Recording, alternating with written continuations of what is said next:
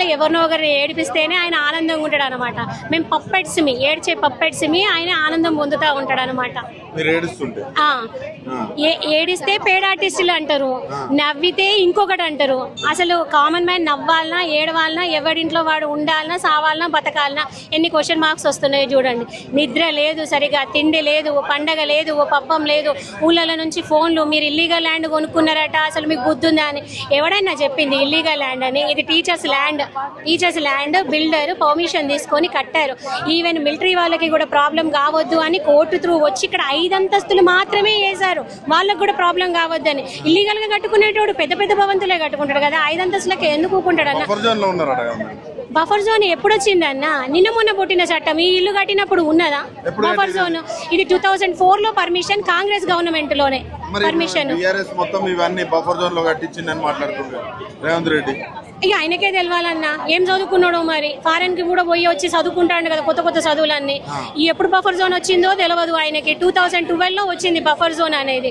అప్పుడు కూడా అసలు ఇది నదే కాదు, ఇది వాగు మాత్రమే, కెనాల్ లాగా. నదికి వరదలు వచ్చి కొట్టుకుపోవాలి. ఏదన్నా ఒక్క రోజు కూడా వరద రాలేదు. మరి మాకు వరద వస్తే మేమే అయ్యా మాకు వరద వచ్చింది మాకు సహాయం చేయండి అని పోతాం కదా ఎంప్లాయీస్ దగ్గరికి, గవర్నమెంట్ దగ్గరికి. మరి ఒక్క రోజు కూడా పోలేదు కదా. ఎప్పుడో 100 సంవత్సరాల క్రితం తీసి వరదలు వచ్చి కొట్టుకుపోతారు అని చెప్తున్నారు. మరి ఎంజీబీఎస్ వరదల ఇన్నిసార్లు కొట్టుకుపోయింది, దాన్ని ఊలగొట్టినవా? ఎందుకు వినాలన్నా? అసలు 2004 లో బఫర్ జోనే లేదు, 2010 లో రిజిస్ట్రేషన్స్ అయినాయి. ఇదే బఫర్ జోన్ అని ఇంత మాట్లాడుతున్నాడు కదా. ఈ ఇష్యూ రావడానికి 10 రోజుల ముందు కూడా రిజిస్ట్రేషన్ అయింది. మరి బఫర్ జోన్ అయితే అప్పుడేం గడ్డి బీకుతున్నారా? ఎందుకు రిజిస్ట్రేషన్ చేసుకున్నారు? అంటే జనాల దగ్గర నుంచి పైసలు ఏదో ఒక రకంగా రావాలి, తినే కాడికి తింటారు, తర్వాత బఫర్ జోన్ అని చెప్తారా? జీరో వాల్యూ చేస్తారా? ఆయన చెప్పంగానే జీరో వాల్యూ అవుతుందా? దేనికి జీరో వాల్యూ? నీ అన్నది FTL లో ఉంది, దానికి జీరో వాల్యూ. కూలగొడతలేవు ఎందుకు? దాన్ని కూలగొట్టి చూపించు. మేమేం చేయాలో మాకు తెలుసు. డెవలప్ చేయాలంటే కొంతమందికి నష్టం జరుగుతుంది. అదే నష్టము. చెరువు ఆక్యుపై చేసుకొని కాలేజ్ కట్టినోనికి నష్టం చేయి, ఎకానమీ బాగా డెవలప్ అవుతుంది.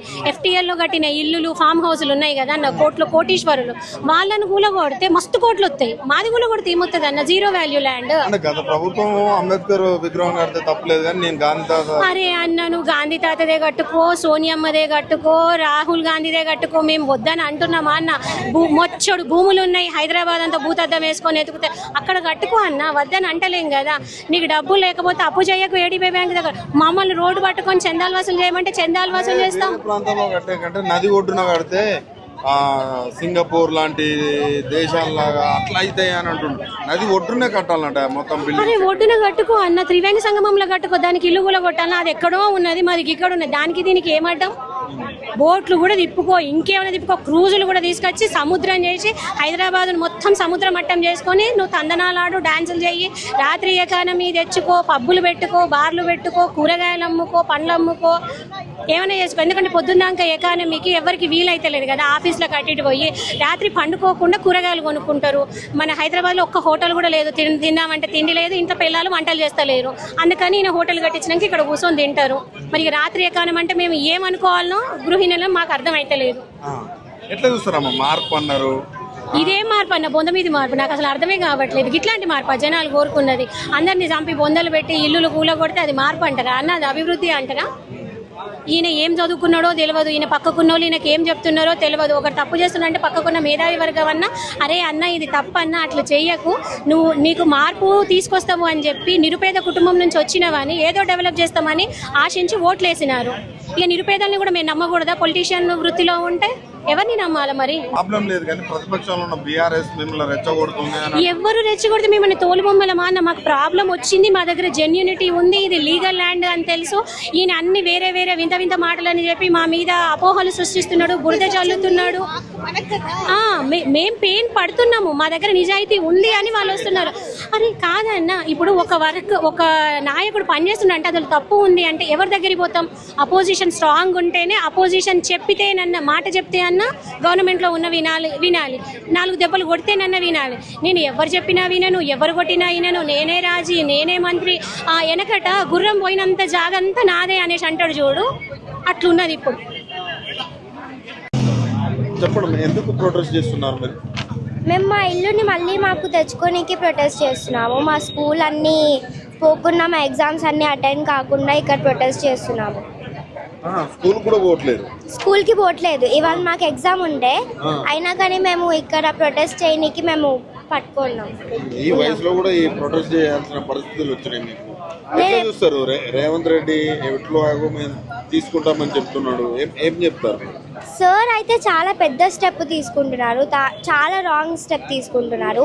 ఇప్పుడు మేము ఓట్ చేస్తేనే కదా ఆయన గెలిచాడు, ఇట్లా చేస్తారని మేము అస్సలు అనుకోలేదు. మా పేరెంట్స్ ఓట్ చేస్తేనే గెలిచాడు కదా, ఇట్లా చేస్తారని అనుకోలేదు. ఎవరైనా సీఎం అంటే ఎవరికైనా ప్రజలకి హెల్ప్ చేయాలని ఉంటుంది, కానీ ఇట్లా మమ్మల్ని రోడ్ మీద పడేయాలని ఉండదు. ఇంకోటి అసలు గాంధీ స్టాచ్యూకి మా అపార్ట్మెంట్కి అసలు సంబంధం లేదు. ఎన్ని ఓపెన్ ప్లేసెస్ ఉన్నాయి, అక్కడ కట్టుకోవచ్చు. ఇదే కావాలని కాదు. ఏంటంటే రీజన్ మమ్మల్ని ఊరికే ఇట్లా భయపెట్టాలని. 0% ఉంది, దీనికి డేంజర్ జోన్లో ఉందని మమ్మల్ని బయట పెట్టిస్తున్నారు. కానీ మేమైతే అస్సలు భయపడము. కేటీఆర్ సార్ వచ్చిండు, మాకు చాలా లైక్ ధైర్యం ఇచ్చారు. మాకు ఇప్పుడు మేము అసలు ఎంతైనా పోరాడిస్తాం. చెప్పండి, ఎందుకు ప్రొటెస్ట్ చేస్తున్నారు మీరు? మేము మా ఇల్లుని మళ్ళీ మాకు తెచ్చుకోనికి ప్రొటెస్ట్ చేస్తున్నాము. మా స్కూల్ అన్నీ పోకుండా, మా ఎగ్జామ్స్ అన్నీ అటెండ్ కాకుండా ఇక్కడ ప్రొటెస్ట్ చేస్తున్నాము. స్కూల్ కూడా పోవట్లేదు. స్కూల్కి పోవట్లేదు. ఇవాళ మాకు ఎగ్జామ్ ఉండే, అయినా కానీ మేము ఇక్కడ ప్రొటెస్ట్ చేయనీకి మేము పట్టుకున్నాం. ఈ వయసులో కూడా ఈ ప్రొటెస్ట్ చేయాల్సిన పరిస్థితులు వచ్చినాయి మీకు. ఎట్లా చూస్తారు? రేవంత్ రెడ్డి ఎట్లో మేము తీసుకుంటామని చెప్తున్నాడు, ఏం చెప్తారు? సార్ అయితే చాలా పెద్ద స్టెప్ తీసుకుంటున్నారు, చాలా రాంగ్ స్టెప్ తీసుకుంటున్నారు. ఇప్పుడు మేము ఓట్ చేస్తేనే కదా ఆయన గెలిచాడు, ఇట్లా చేస్తారని మేము అస్సలు అనుకోలేదు. మా పేరెంట్స్ ఓట్ చేస్తేనే గెలిచాడు కదా, ఇట్లా చేస్తారని అనుకోలేదు. ఎవరైనా సీఎం అంటే ఎవరికైనా ప్రజలకి హెల్ప్ చేయాలని ఉంటుంది, కానీ ఇట్లా మమ్మల్ని రోడ్ మీద పడేయాలని ఉండదు. ఇంకోటి అసలు గాంధీ స్టాచ్యూకి మా అపార్ట్మెంట్కి అసలు సంబంధం లేదు. ఎన్ని ఓపెన్ ప్లేసెస్ ఉన్నాయి, అక్కడ కట్టుకోవచ్చు. ఇదే కావాలని కాదు. ఏంటంటే రీజన్ మమ్మల్ని ఊరికే ఇట్లా భయపెట్టాలని. 0% ఉంది, దీనికి డేంజర్ జోన్లో ఉందని మమ్మల్ని బయట పెట్టిస్తున్నారు. కానీ మేమైతే అస్సలు భయపడము. కేటీఆర్ సార్ వచ్చిండు, మాకు చాలా లైక్ ధైర్యం ఇచ్చారు. మాకు ఇప్పుడు మేము అసలు ఎంతైనా పోరాడిస్తాం.